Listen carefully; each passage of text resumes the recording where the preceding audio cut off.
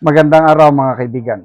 Ito po yung update sa nangyaring day 2 sa impeachment trial.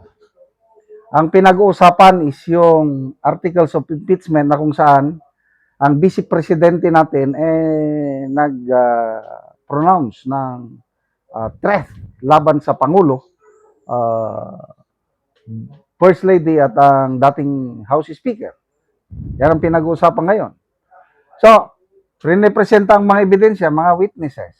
And then, ang mga senator judge, they are allowed to ask questions. Naku po, itong si Senator Risa Ontiveros, nagtanong siya doon sa House panel.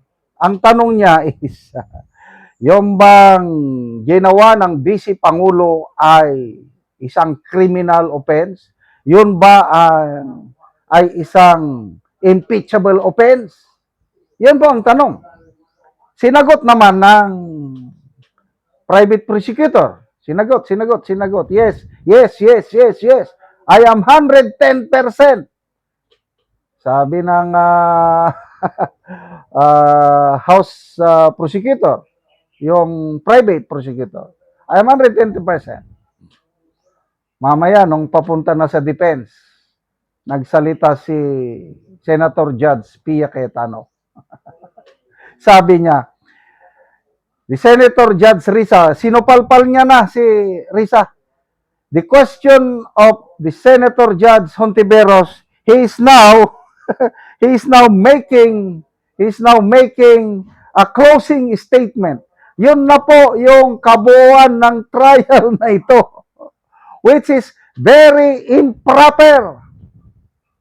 Kaya nag-move si Senator Cayetano, I move that the records, yung sinabi ng House prosecution na I am 110% guilty, ang Vice President, criminal offense yun, yung be stricken off of the record. Wow. Yan na po yung hirap ng presiding officer.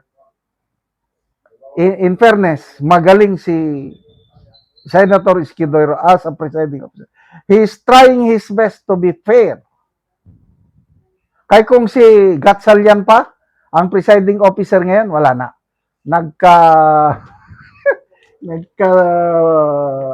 Sige, pakinggan natin ang mga balitaktakan nila, no? Grabe. On the part of the presiding officer, we have a bit of a problem with respect to getting an updated copy of the TSN. But given the clarification of Senator Judge Risa on the matter, then for the consideration of the body, given that we tabled the motion of Senator Pia, that the response of counsel for the prosecution is not responsive to the question of Senator Judge Ontiveros. Because clearly the question he answered was whether or not it constituted an impeachable offense. But without further debate, we are tabling this and we'll discuss and decide upon this at a later date. So ordered. Thank you so much. May proceed, Your Honor, please. Counsel may proceed. Mr. Witness. Okay. Now, sinabi mo na yung former speaker of the... Ayun. So, napaka-meticuloso po ang proseso sa trial. Pag hindi marunong ang presiding officer, talagang madidelay. So, may mga motion to strike off the record, mga ganon. Ang galing ng ginagawa ni presiding officer. Okay, let's table the motion. Mamaya na natin yan i-decide so that we will proceed. So, proceed. Yan po.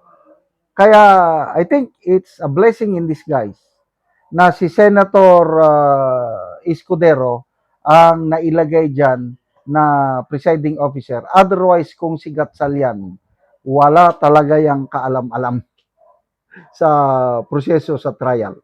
Okay? Pakinggan natin. And 20 seconds. So that will be timestamp 1 minute, 2 seconds to 2 minutes. 20 seconds, sir. 20 seconds, Your Honor, please. I move that the portion identified by the witness from timestamps 1 minute, 2 seconds to 2 minutes, 20 seconds be played, Your Honor, please. Clerk of Court is directed to coordinate with counsel for the prosecution, accompanied by counsel for the respondent, to make sure that the USB identified by the witness will be the same one that will be played. It's ordered. The Senate President. Mr. Presiding Officer, I just have a few questions while we're waiting for the video to play. This is in line with authentication. The gentleman may proceed.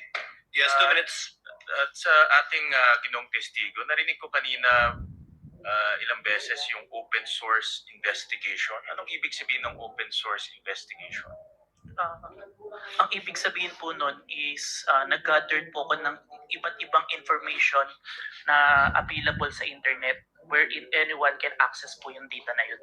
And yung iba't ibang information na yun, how do you prove whether those information are valid, authentic, totoo?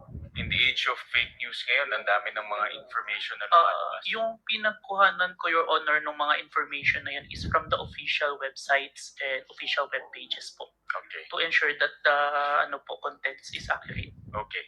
And then my next question, narinig ko rin kanina na minamanual comparison nyo yung mga videos between, let's say, Facebook and let's say, yung video recording. Can you describe to us anong ibig sabihin ng manual comparison? Ibig sabihin po nun, Your Honor, meron akong dalawang monitor during that time and both videos were being played to ensure that the contents are identical po. Mayroon bang, ano yan, nakaupo ka doon, tinitignan mo yung dalawa? Yes po. Wala ka bang, let's say, software na will say, ito ay purely parehas itong dalawang video? Kasi na-imagine ko lang, upo ka doon, papanoodin mo yung dalawang video. Okay, but anyway, ang ano ngayon is itong mga senator judges as they ask question, makikita mo talaga sa observation ko, yung line of questioning nila is meron ng bias. May pinoprotektahan. Kaya yung magiging objective, fair, bibihira. Dalawa lang yan. Yung senator judges, it's either gusto nilang si VP Sara or gusto nilang ma-acquit.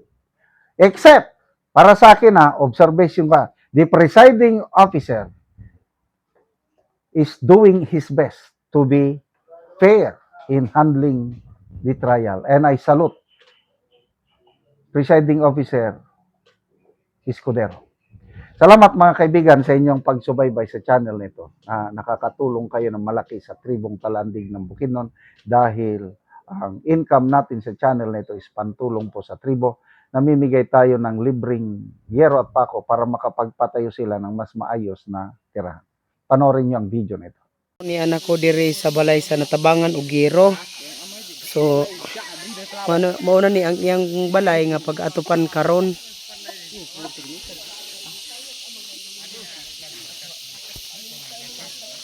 So mauna ni ang iyang pag-atupan. So daan na di ini gisalugan og gidingdingan. Ug mauna ni ang Giro nga among gihatag nga ilang i-atop karon.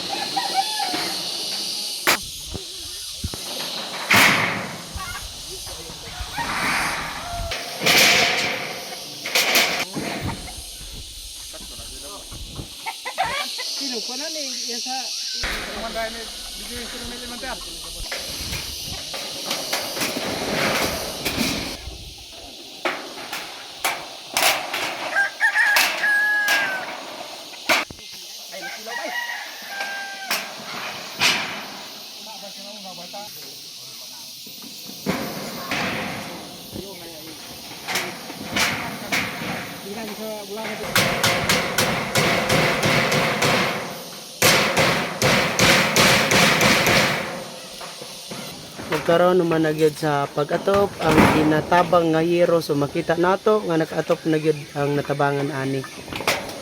Sa Ginoo nga nagabangan ko og sin nga nakatok na gyud ko nga di na kumulan na. So kwarta taman ra gyud sa pagkaon. So taman ra sa pagkaon ang inyong kwarta nga mamusuhan. Magud kayo nga nakaatong ra gyud ko. So salamat kaayo.